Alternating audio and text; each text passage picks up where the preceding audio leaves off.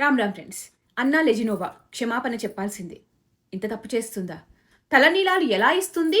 క్షమాపణ చెప్పాల్సిందే. ఒక క్రైస్తవురాలు హిందూ ఆలయానికి ఎలా వెళ్తుంది? క్షమాపణ చెప్పాల్సిందే.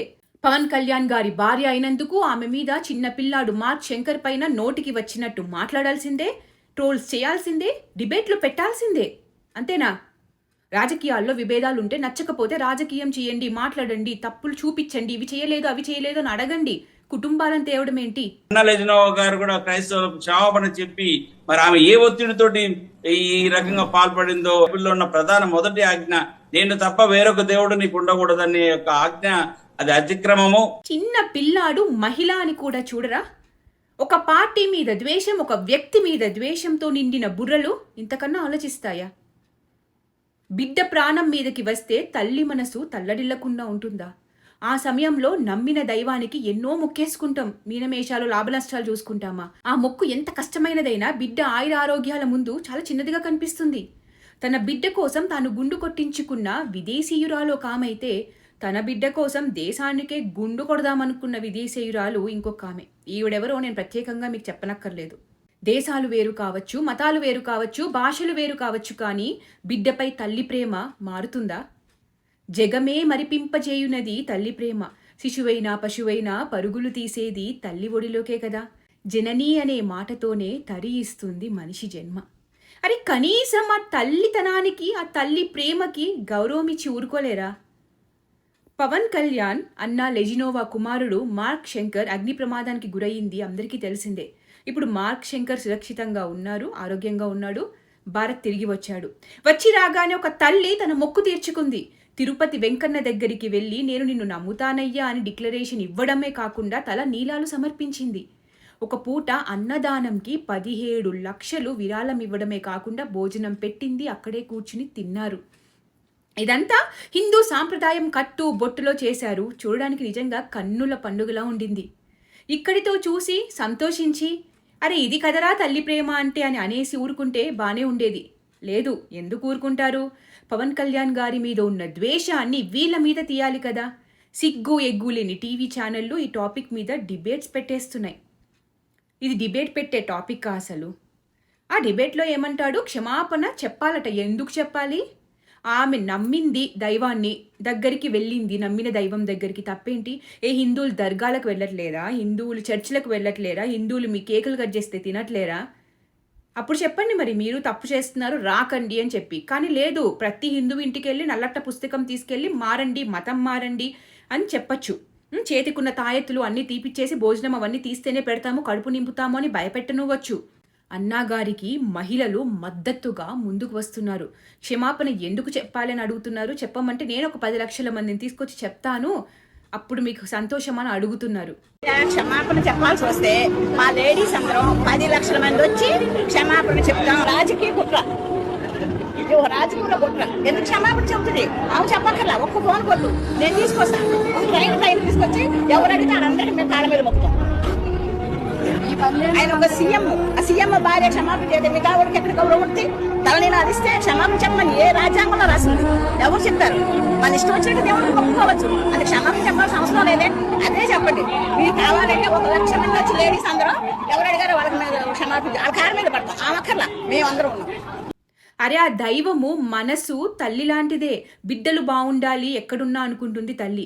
నా దగ్గర, నా ఇంట్లో నన్నే చూస్తూ నాకే సపర్యలు చేస్తూ ఉండాలి అని ఏ తల్లిదండ్రులు అనుకోరు. అనుకుంటే చదువు చెప్పించరు, బయటి దేశాలకి ఉద్యోగాలకి పంపరు.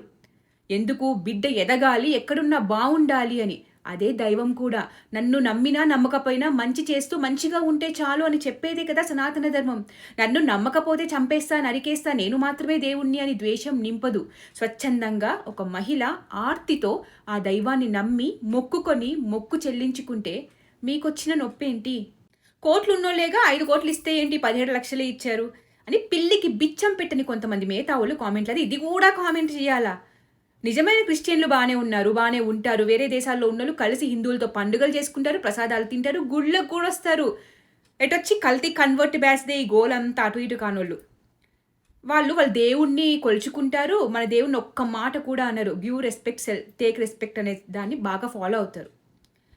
మళ్ళీ ఇప్పుడు గరికపాటి గారు ఎప్పుడో అన్న ఒక వీడియోని తీసి చెక్కర్లు కొడుతూ కింద ఈవిడ గారు కేసాలు ఇచ్చే వీడియో పెట్టేసి గరికపాటి గారు వద్దు అన్న వీడియో పెట్టేసి, అరే తెలిసిన వాళ్ళు మొక్కుకునేటప్పుడు ఆలోచిస్తారు. ఏది తెలియని వాళ్ళు భక్తితో వాళ్ళ దగ్గర ఉన్నది ఆ దేవుడికి ఏది ప్రీతిపాత్రం అని నమ్మారో భక్తితో ఆర్తితో సమర్పించుకుంటారు.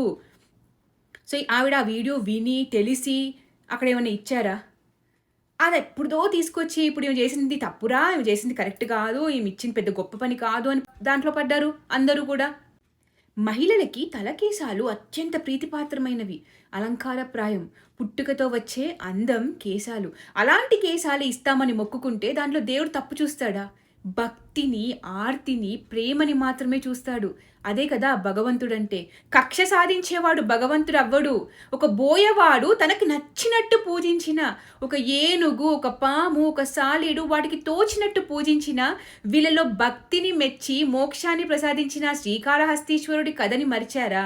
లెక్కలేసుకుంటూ కూర్చుంటాడా దేవుడు? కళ్ళొందుకే ఇలా నామాలు పెట్టేసుకుని నిద్రాముద్రాం నిఖిల జగతి రక్షణే జాగరూకం అని దక్షిణాయనంలో పడుకున్నవాడు ఆంతరంగంలోకి చూసినట్టు వచ్చే వాళ్ళ మనస్సులు చూస్తాడు. ఎక్కడి నుండి వచ్చామన్నది కాదు, వెళ్తున్న ప్రదేశాన్ని బట్టి మన తెలుగు సాంప్రదాయానికి విలువ ఇవ్వాలి.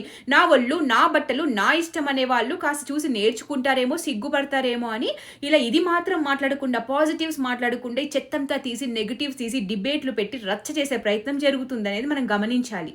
యువత ఈమెను చూసి ఎక్కడ నేర్చుకుంటారో అనేది వీళ్ళ కడుపు మంట. సెలెక్టివ్ హిందుత్వం కోసం మాట్లాడేవారు, పోరాడేవారికి తిరుమల ఒక రాజకీయ వేదిక అయిపోయింది. అది ఎవరైనా కానీ హిందుత్వం అనేది ఒంటి మీద ధరించే కాషాయ వస్త్రం కాదు, రక్తంలో ప్రవహించే కణం కావాలి. ఆ తల్లికి, ఆ తల్లితనానికి శతదా సహస్రదా పాదాభివందనం చేస్తున్నాను నేను ఈరోజు. ఆమె హిందూ కాదు, కానీ మన హిందూ ధర్మాన్ని గుండెతో నమ్మింది. ఆమె భారతీయురాలు కాకపోవచ్చు, కానీ మన భారతీయ సంస్కృతికి శిరస్సు వంచింది. అలాంటి మహిళను అన్నా లెజినోవా గారిని ట్రోల్ చేయడం మన ధర్మాన్ని, మన ఆదర్శాలను అవమానపరచడం లాంటిది. శ్రీశ్రీ గారు ఏమన్నారు? గర్వంగా ఉండే దేశపు పౌరులు కావాలి కానీ మర్యాద మర్చిన సంస్కృతి కాదు అని. ఎప్పుడు నేర్చుకుంటుంది యువత? భక్తిని రాజకీయం చేయకండి, భక్తి గురించి డిబేట్లు పెట్టకండి. వెస్ట్ బెంగాల్లో హిందువులు ఇల్లు వదిలేసి ప్రాణాలు అరిచేతిలో పెట్టుకొని శరణార్థులుగా మారిపోయారు. వాటి మీద పెట్టండి డిబేట్స్, వాటి గురించి మాట్లాడండి. మాట్లాడరే సీరియస్ ఇష్యూస్ వదిలేసి జుట్టు కోసం, బొట్టు కోసం, ప్రసాదం కోసం డిబేట్స్ పెట్టకండి. క్షమాపణ చెప్పాలి అనేవాళ్ళు మొదట మీ తాత ముత్తాతలు, తల్లిదండ్రులు ఎవరో తెలుసుకోండి. హిందువులు గుళ్ళలో పనిచేయడం ఆపేయండి. హిందువుల పేర్లు మార్చుకోండి ఫస్ట్. రిజర్వేషన్ల కోసం అలానే హిందూ అని చెప్పుకోకండి. వీలైతే ఆమెను చూసి నేర్చుకోండి, లేదంటే అన్నీ మూసుకొని మర్యాదగా ఉండండి. జై భారత్, జై హింద్.